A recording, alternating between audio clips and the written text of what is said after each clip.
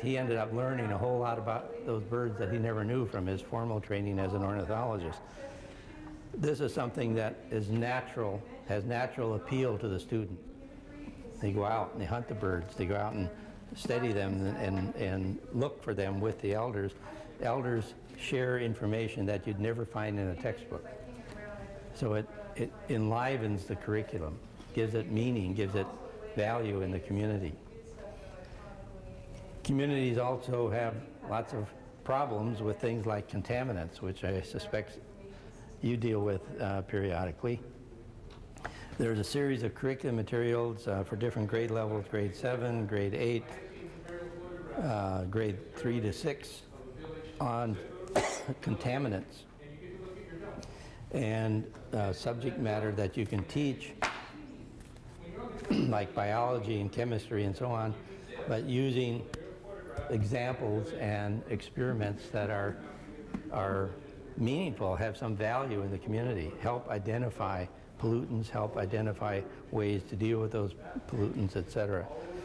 These are resources that were developed in Canada. We're adapting them, developing Alaskan versions. There was a fellow here last time I presented this who from the Yukon-Kuskokwim Delta region, and the YKHC folks are interested in developing something along similar lines. All of these are examples of curriculum approaches that give the curriculum some meaning, some significance. If you hand a student a textbook and they page through it and problems that are generic and not necessarily relevant locally, it gets very boring. Doesn't take long before those students are looking for other things to do.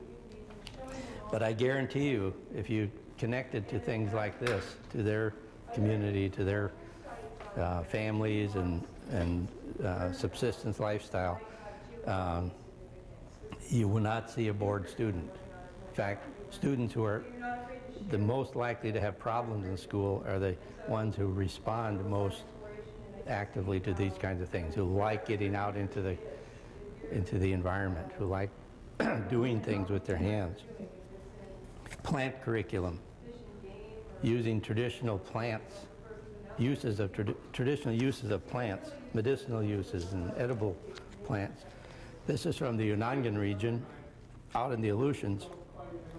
You could take this and just adapt the plants from your area, if you're not from the Unangan region, and use it to teach botany or biology or general science or nutritional value of the plants, the medicinal uses that they're put to, and so on.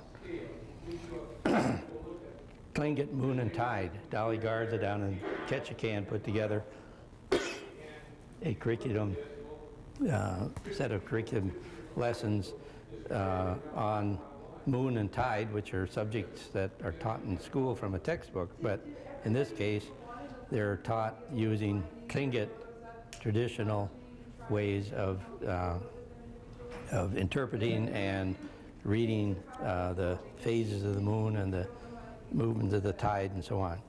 She has a new book that we're just getting ready to send to the publishers called Native Science, describing how Native people in their traditional activities, the things you do every day in your communities, are practicing science. We have village science, ways to use local examples in your community to teach science concepts that students can go out and practice right there in their own community. You don't need a laboratory, you don't need to order frogs. You can use examples and animals, and the laboratory is your community, the environment that you're living in.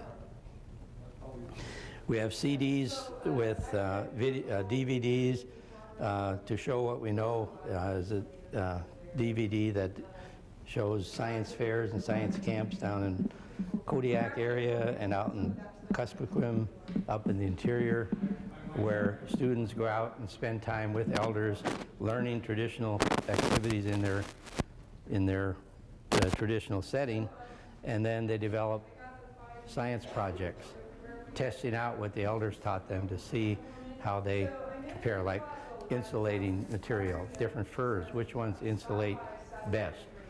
Well, what students always find out when they set up an experiment like that is that the traditional knowledge about those activities holds up. For example, and they have to design an experiment to test that, how they'll measure the temperature and measure the light that's given off. And whenever they do that, the seal oil comes out top of the heat. Most heat and most light comes from seal oil. So that reinforces their appreciation for what their elders figured out and understood and incorporated into their lifestyle. There's hundreds of examples of experiments, about mosquitoes, about insulation in your homes and so on.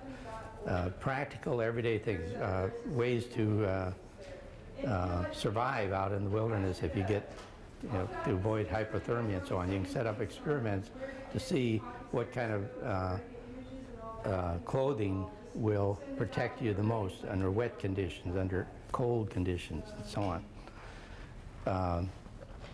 When students start doing those kinds of activities, there's no end to the interest that's generated. So this whole set of materials right here is available on a CD collection. The newsletter that I've passed out, been out now for 10 years. You can get all the back issues on one CD.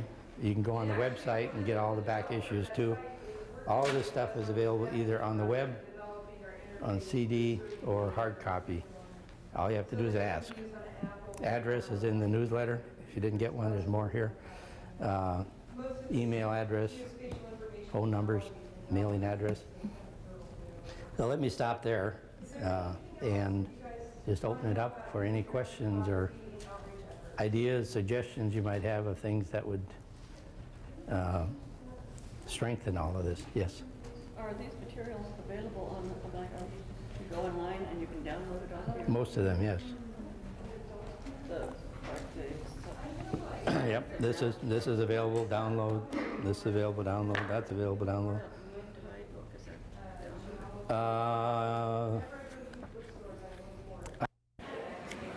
Welcome. I'm going to try and compete with everybody back there, so bear with me. I gave you two handouts, two-sided handouts. The first one is talking to your children's teachers about cultural relevance. And I did what all good educators do, and I stole this from a website and then called them afterwards and said, hey, can I use this? So I welcome you to adapt this for your own use, however you would like to use it. It talks a little bit about how we can bring more cultural relevance into our classroom. And the idea is that those of you living in your local communities have a lot of information that perhaps teachers in our local schools don't necessarily have. This stuff isn't sitting on the bookshelves, and it's not necessarily integrated into the teacher preparation program that they took part in. So we really are hoping that individuals, parents, aunties, uncles, grandparents, take notice of that and become a part of the school system by inviting yourself to come on into the class and share what you know. Do not assume it's being taught in your school. It's just not a part of it unless we make it a part of it. So I encourage you to do whatever you can to promote that among your tribal members, among your local community members, and find ways to get into the classroom, which is my next point, which is on the next sheet. How do you go about doing that? Are any of you currently working on a project, curriculum development project right now? Yeah? What's the subject?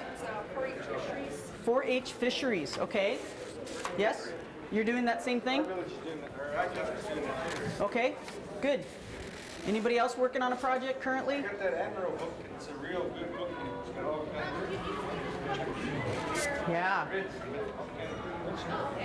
Yeah. You know, I was asked just recently to start gathering information about the salmon because we're doing salmon incubation in our schools. Are you guys doing that as well? Okay. They have a great program. It's all canned, ready to go. What's missing is the local information. You know, the bringing in the local language. Maybe you have different words to describe the different species of salmon. You know, that's a big piece in terms of bringing in local language and local understanding about the salmon or whatever species you might be working with. The other thing that I found when I did a little bit of digging is there was a lot of interviews that were done years ago among our elders, asking them specifically about the salmon. And so maybe you have elders today who might know stories about the salmon, who might know information, cultural information, maybe stories about old fishing days or old subsistence ways, stories about how to take care of the rivers. You know, and that was something that I was really curious about. Was there had to have been, like, you know, certain rules that people followed, rules of behavior, ways to do things, ways not to do things, you know, that were taught. And because school has taken so much of our children's time, we forget that, you know, those cultural things need to be taught as well, because they're standards for living in your particular community. And what I found was that there were tons of rules, tons of regulations already about how to live among the salmon. Things like, you know, we're not supposed to be throwing rocks into the river in the springtime. You know, I mean, and it didn't even dawn on me. It's like, well, of course, that makes sense. There was always a village cleanup of the rivers. People always went down and took care of the river system, especially in the springtime. You know, it was because of the return of the salmon. And there's lots of stories that you can elaborate on based on those cultural beliefs and ways of living. And you guys know them. You know them, or you have access to them. Those things aren't written in books anywhere. And if they're not written in books, somebody might be assuming something about how things are done based on what they do find. And so it might not be accurate for your particular region. Does anybody have a curriculum project kind of pending? You know, you haven't quite jumped into it yet? Or maybe do you present in your schools already, right now? How's that going? Is that working for you? Yeah? Okay. Do you work with a small group of kids? Big group? Okay. Okay. It's okay for you to define how you want that group set up, you know, in your schools.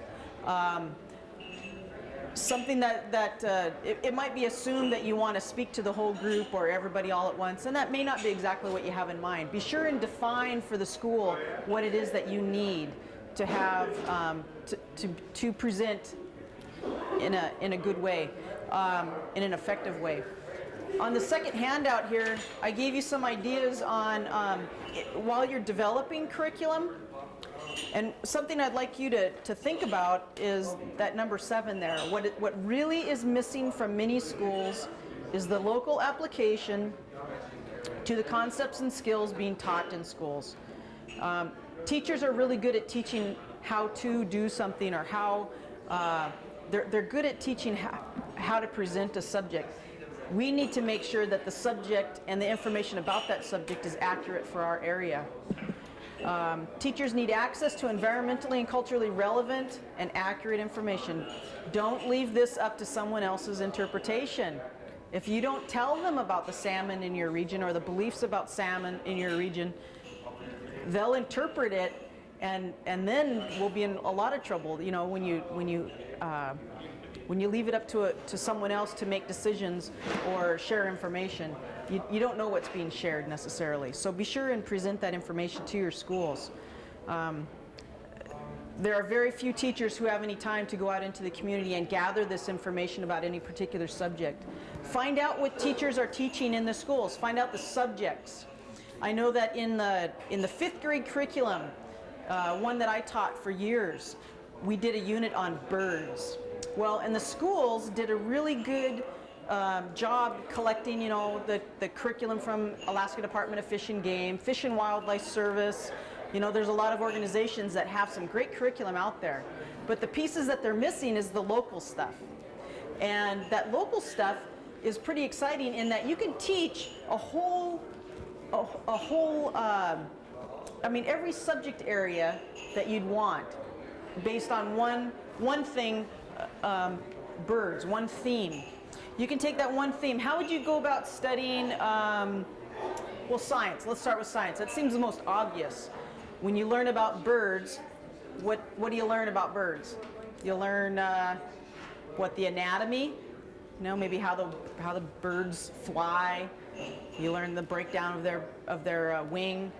You learn about different kinds of beaks and the purposes of those beaks. You learn about the different kinds of feet, web feet, non-web feet, and the purposes behind those. Okay, pretty basic. That's good. That's good information to learn about birds. How might you learn or study geography?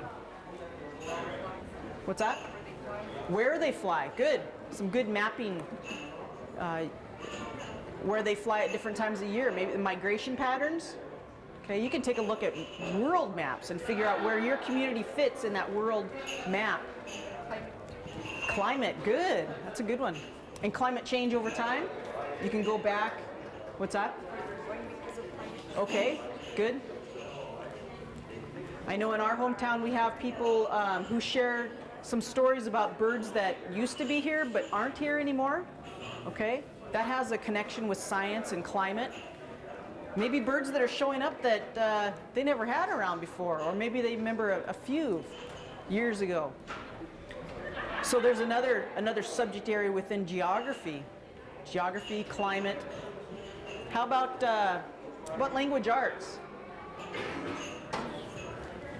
What could you work on in language arts when you're studying birds? Okay, good. That hasn't come up yet. Different names. We have the science name, and then we have there's a Latin classification name, or so I can never pronounce them.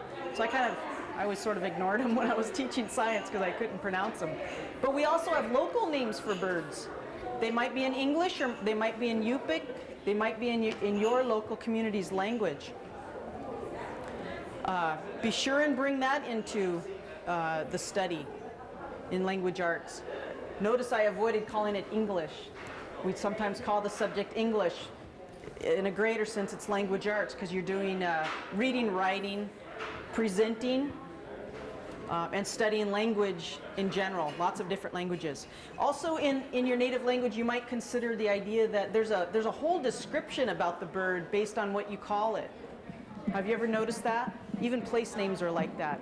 You think about where the birds are, where they come from, or the birds themselves might be named for. Maybe it's a description of the animal, or a description of what they eat or how they act.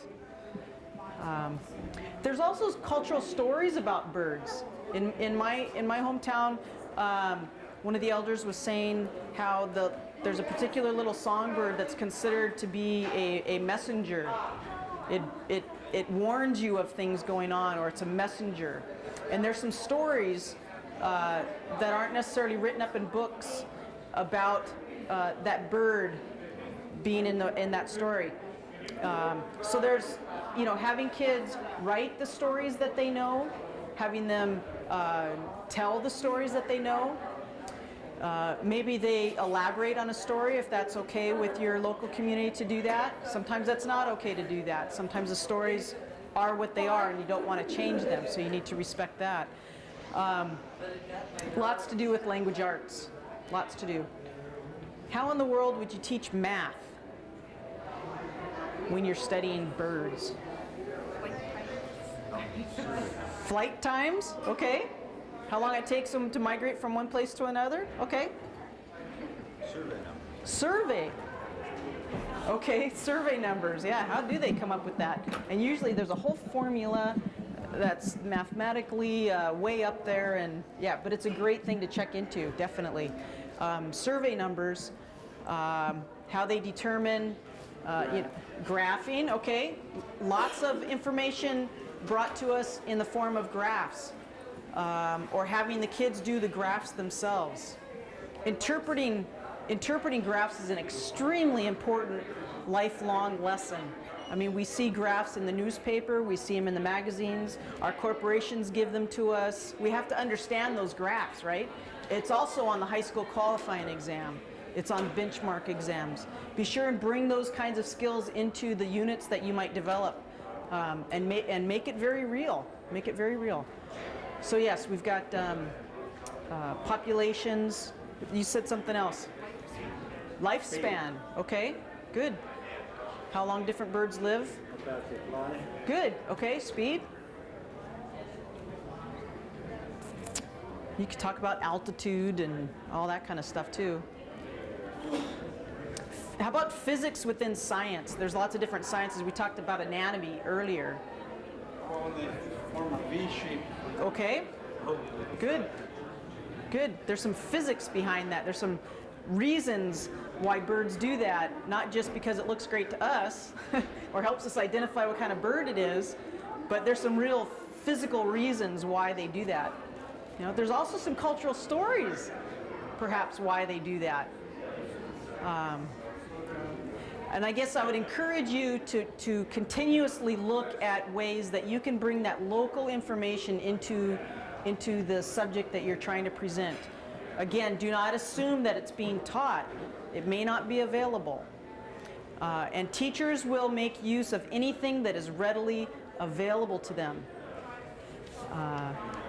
They're very, very creative creatures, teachers are. Maybe you know some good teachers from your own community.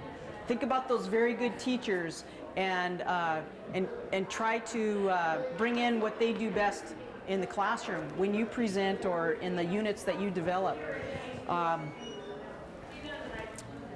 Let's see, we talked a little bit about in the previous session about health, the topic of health. How could you teach health using something as general as birds? Go to something like diabetes, who's proven in traditional foods, don't get diabetes in any traditional foods. Okay. She mentioned up here the idea that there's some health risks that are out there when you eat subsistence foods, or maybe with people who don't eat subsistence foods. Based on your diet, we're seeing human health related issues coming up. Anything else? Studies of health? Something like burning, how the toxin goes so far and hit the water system, and then the microorganisms eat it, and then they move up the life cycle. Good. So if you have a bird that's poisoned, like with lead shot or something, there's a big campaign to get rid of all lead shot. It's scientifically proven that it will have an impact on human health or larger animal health going up the food chain. That's right. What's that? I'm sorry. Transmission of diseases. You're right. Yes, from along the food chain again, or microorganisms that are feeding off of maybe a dead carcass or something. Very important health issues. And again, that whole climate change and changes within the environment will affect the species that we see, obviously. The availability of different species of animals.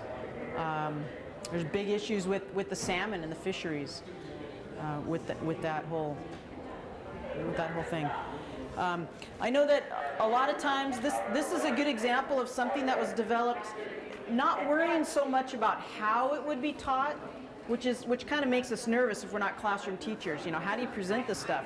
Well, I encourage you to teach your children how you were taught by your parents and aunties and uncles and so forth. Don't be afraid to be who you are in the classroom. Don't take off your traditional self and try and become this teacher. Unless you can emulate a really effective teacher. And that's sometimes something you can think about when you're presenting in a classroom. But this kind of work was put together because this kind of information wasn't put together for our teachers. I discovered that our teachers were utilizing some information from Southeast Alaska, which is great. for Southeast Alaskan people, right? Down in Cake. It's a little bit different in Kodiak Island. Our plants are a little bit different. They come out at different times of the year. And I thought, boy, they don't need to be learning the stuff adapted for Southeast. They need to be learning stuff that's adapted in Kodiak. And so we got together a group of Native educators and elders and community members and thought, you know what? We're going to do the information gathering and we're going to put it into a useful form so that it's readable. We have all the different names, and we included the scientific name because for people reading this, they will be able to understand what species we're talking about. And they can look it up in any encyclopedia about plants. But we also included the local names. Sometimes we have local names for things. We call it something, and then a scientist might say, oh, you don't know what you're talking about because that plant is this one over here. And yet, you know, we use that name and we know what we're talking about, and that's okay. So we have local names. We also have the indigenous name for the plant, which oftentimes is a descriptor of the plant and has a whole wealth of information just in the name of the plant itself. We have photographs of it at the stage that we want the kids to make use of it or learn about it, and then the habitat as we know the habitat. And so it doesn't matter to us necessarily how the teachers are presenting this, because the teachers are doing a pretty good job doing it, presenting over time. It was the information itself that we wanted to have changed a little bit and adapted for the local environment. This has been found to be useful, these kinds of things. So I encourage you to take a look at the stuff that your kids are learning about within your schools, maybe the different subjects. See if they're learning about birds. See if they're learning about salmon or another fish. Take a subject like that and start brainstorming all the different subject areas that you could encompass in your lessons, and then just develop a couple of lessons on each one, and present that in a nice after-school tea for teachers or something, and show them what it is, give them a copy of it, offer to come into the classroom, and nail them down for a time when you can show up. And I think you'd be real successful in presenting that. I hate talking at people so much.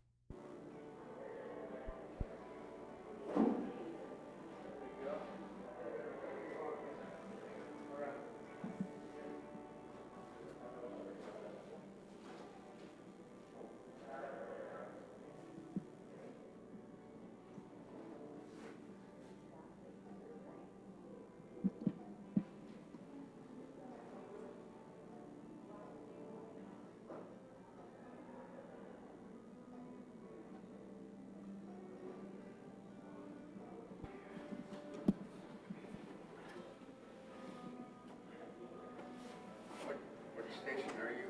Oh, Harper, Alaska. Oh, Harper, Alaska, yes, sir. You're going to be in it